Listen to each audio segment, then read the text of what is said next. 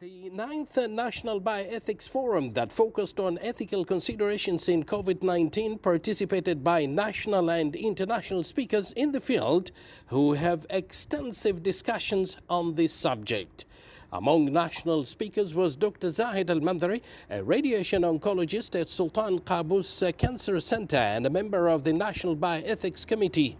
Said this forum came at a very critical time. It came at a very critical time where the vaccines are not yet out, but then there's a lot of research that's out there looking at various vaccines, and we wanted to highlight that even though we're in a pandemic, every single safety measure has been taken, and WHO speakers and UNESCO speakers were all people who are recommended to speak in this, emphasized that no shortcuts were taken, and the ethical principles that we know of in research were all maintained. In his presentation, Ethical Considerations in Vaccine Deployment, he highlighted the success of vaccine over 200 years and its impact on health and economy. He touched on the anti-vaccination movement and the tactics used to convince the public. He emphasized that the trust is the key in convincing the skeptics.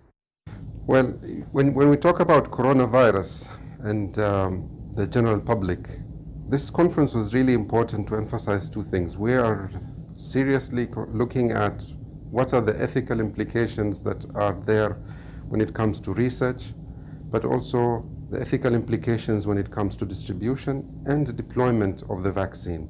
And we had excellent speakers talking about various aspects, but one area that we really need to emphasize is that we are working very hard, and the minister has actually reassured us that we will be getting the best vaccine that's out there, and the one that has been proven to be safe and effective for the general public. And we should trust what the government is coming up with. They have been doing an excellent job with controlling the coronavirus in all of these studies, and we can see even when some of the individuals got sick, that the studies of those that involved those vaccines were stopped.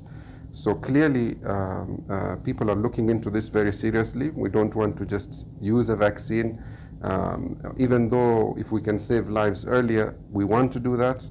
But we have to make sure that the vaccines are safe before we deploy it to the general public. Dr. Zahid also covered in his presentation the prioritization in vaccination, starting with frontline workers and those at highest risk of death from the disease, and continuing in phases based on exposure and risk, while not forgetting minorities and vulnerable groups. Finally, Dr. Zahid stressed on the need of transparency and the need to educate the public and to continue to share data before, during and after vaccination campaigns in order to build trust.